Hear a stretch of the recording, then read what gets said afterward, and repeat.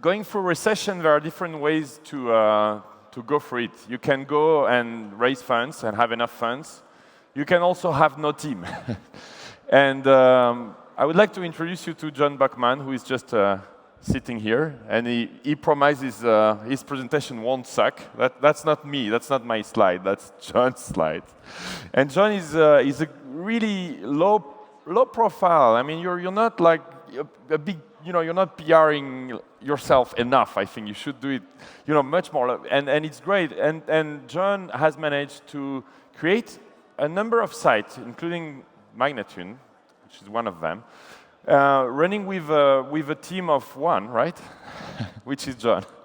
And so being break-even, and an entirely decentralized way of working, which I personally think fascinating. I'm learning a lot from John. I think we're going into a world where work will completely change, and he's collaborating with people around the world to build a virtual company that has no employees, and which is break-even, that's all he likes, with a very creative way of doing it. I'm learning a lot from John all the time, so I hope you learn as well. I'm sure you will learn as well. John, the floor is yours. Thank you very much. And can we cut the music over there? Maybe the... And John, please, you should start now. So, thanks, Loic, for the introduction. So my name is John Buckman. I'm going to be talking about a completely different model for running your life, running a company. And I hope in the next 10 minutes you'll come away and say, wow, that presentation didn't suck. And hopefully that will be the takeaway. So the very first thing, here we go. The presentation can be downloaded from slideshare.net. If you don't know SlideShare, it's an interesting website where everyone can upload their PowerPoint. I wish more presentations today would upload to either a PDF or their blog, because it's really a crucial way to have an influence beyond the people here today. As part of also having a greater influence, I'd recommend more presenters license their presentations under an open license, such as the Creative Commons license that this is licensed under.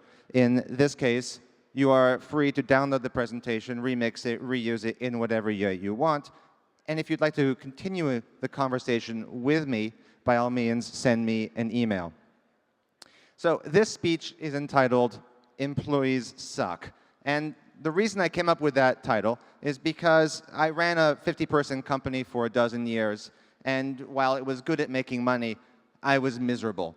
And many of you who run companies or who are in companies, you might be swept up and doing the day-to-day, but are you actually having a good time? Are you enjoying yourself? Do you think you're having a real impact on society, one that you'll tell your kids and grandkids about?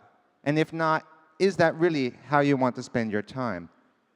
So one of the ways that employees suck is, quite honestly, managing is absolutely no fun. By managing, I mean getting people who don't really want to do their job anyway, to orchestrate jobs that will fill time, to build out a staff. It's no fun at all. What is a lot of fun is coordinating a lot of talented people, getting the best in the field to work together and multiply you, not having to motivate them, but simply getting everyone to work in a coordinated whole. That's really fun. Not only is firing not fun, especially if people are good enough, but they're nice people, but except in a few places, really America and Britain, it's quite hard to fire people. And so as you go about your entrepreneurial travels, you'll find it quite hard to bring on the best and keep them, simply because of the way the rules of the world work. If you work much more with freelancers, you'll have a much better time. I also think the way the internet is changing, that permanent employees just are not mostly needed. You absolutely need a core of employees to make your product. Beyond that, not really, because changing circumstances are always requiring new skills. Think for a second, instead of retraining new employees, try getting contractors for your current projects. The only thing I'll note about that for anyone who's tried outsourcing is that it's virtually impossible to get people to cooperate virtually. So you do need a core of talented, somewhat homogeneous, somewhat culturally homogeneous people to work together. It can be 3 people, it can be 1, it can't usually be more than 10 to make the product. And the model for this is Hollywood, which largely makes massive $100 million films with virtually no employees.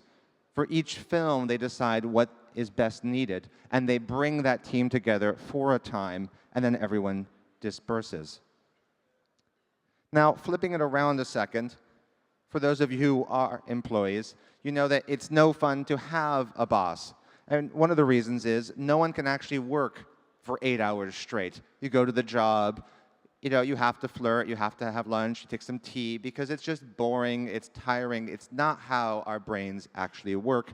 They really need diversity.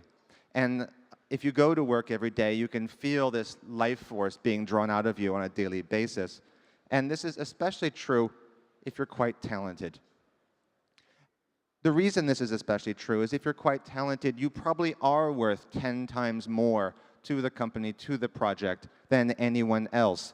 But at best, you're going to see a 3 times pay, or most of the time, actually 20%. So you're stuck as a very creative person who's driving the team in an environment where you're simply not recognized. And because of hierarchies and how companies are structured, employees always make less than their bosses. It doesn't matter if you're the key marketing, sales, or programmer, you're going to make less than your boss. And that just doesn't make sense in a knowledge economy. But there it is. You don't have to participate. If you are an employee, you know this for a fact that you're mostly doing dumb work. Someone has to fill your day with things to do. There are very few satisfying tasks.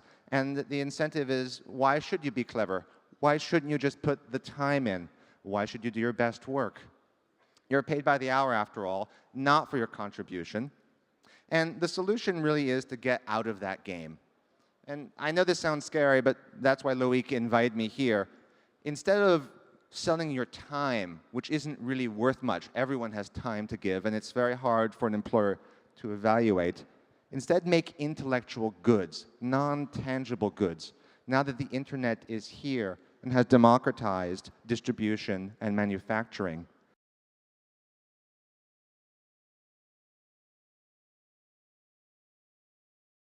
Maybe worth less than the hours you put in which case, very good and you should go get a job.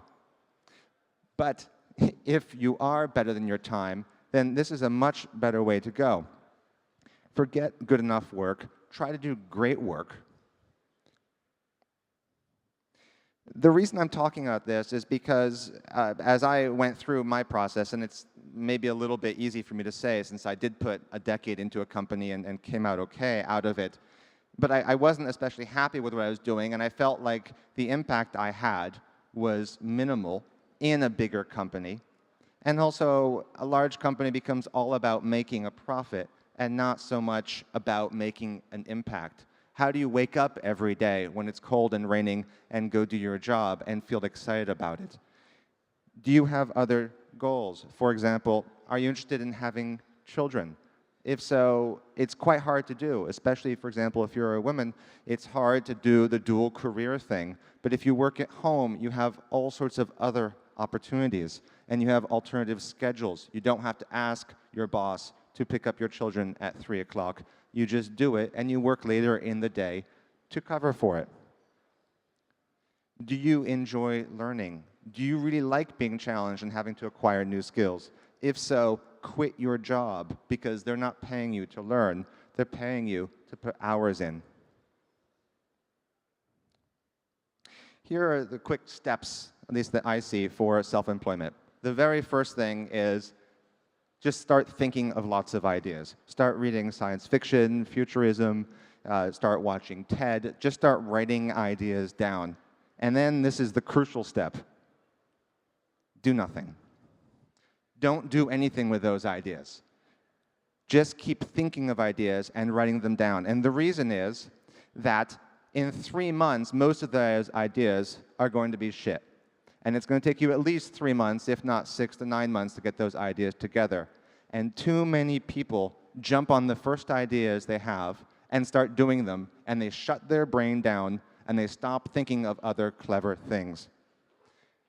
This is my own personal test. I call it the pub test. I spend half the year in England, and Brits are notoriously cynical and also well-educated, which makes them a very tough audience for new ideas. I go to a pub with a friend, it's noisy, we're having a beer, and then in about 15 seconds, I explain my idea. If they don't stop drinking their beer and pay attention, my idea is not good enough. And it's very simple. It's because a noisy pub with beer, lots of cute other people around, is what the internet is like. There are tons of distractions. There are tons of things pulling people away. If you're not interesting enough to get someone to look up from their beer, it's not going to happen. Try again. Now, think about your product. What this really comes down to is some sort of elevator pitch, some sort of very simple explanation. It's called an elevator pitch because if you're stuck in an elevator with someone famous, let's say Chris Anderson of TED, and you want to speak to, at TED, what would you say in those 15 seconds that would excite him, that would make him take your card and call you back? I can't stress this enough. Before you do any work, write the first line of your press release. So many companies leave this till later. They make the product, they get it to ship, and then they write the press release, and they realize that the first line of their press release is boring. The product's already made, there's nothing you can do, you have a boring product. You need to work the other way around. How is that first line of that press release going to get people interested? Next, write the first paragraph of your homepage. This is the follow-on. Someone says, oh, that sounds interesting, tell me more. You have 3 or 4 sentences to get them excited. Make the homepage. Finally, hunt for unique names. This is actually not nearly as important as you would think. I mean, a lot of companies like my own, Magnitude, or even one like Seismic, are not the best names in the world, but if they're really good ideas and they're memorable, that's fine. It's not a problem. This is really crucial. Don't borrow money. Figure out how to do the idea extremely cheaply. Next, finally, there's a lot of preview steps here, I know. Make a mock-up, show it to people, again, see if they're really excited. And this is crucial. Launch way before you're ready. Get it out there, start getting feedback, see if the idea is any good, because you might be really wrong. And after you pitch it to bloggers, if no one cared, if you didn't borrow money, you don't have anything invested in it other than a few months' work. Kill it, start over. You just learned something. You just learned why the idea was bad. Start again. This is also crucial. Don't quit your day job. A lot of people think they need to get funding, quit their day job, start with a bunch of partners, and go off. What you really need to do is get that salary and find time on the weekends, on the evenings to work on your project and gradually lower your time commitment to your job. But only quit it once you actually have enough money. You'll also discover that salespeople are an extremely bad idea. And the reason is salespeople require capital, and they also generally mean that your idea isn't that good. Your idea isn't that good because it requires salespeople to convince people it's good. If it's good, it should convince people on their own. Great products build word of mouth. Another fallacy is that if we just had a big PR and marketing campaign, then everyone would know about our product and it'd be great. Well, that's not true either. Because if you can convince just a few bloggers that it's interesting and a few early users that it's something really unusual, then it will happen on its own. All right, this is sort of a few case studies here. This is my secret. It's really, really simple. The secret to getting massive press, and I have gotten massive press for my projects. So the first one, and it's the hardest, be really damned interesting. Right? Guy Kawasaki, in his famous books, says, if you're not getting press, get better reality. That's a more clever way of saying what I'm saying, but find something really interesting. And then you just need to convince 2 influential bloggers that it's really interesting. That will get you the stage. If it's not that interesting, it won't go anywhere.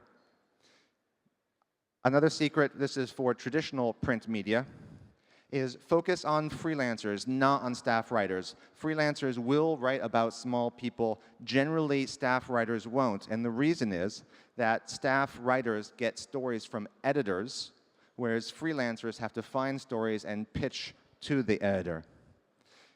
Become a cause that a freelancer would personally like, they're personally invested in. Go through here. So this is the quick example. This is the Magnitude homepage. This is one of my 2 companies. It's a music site, basically.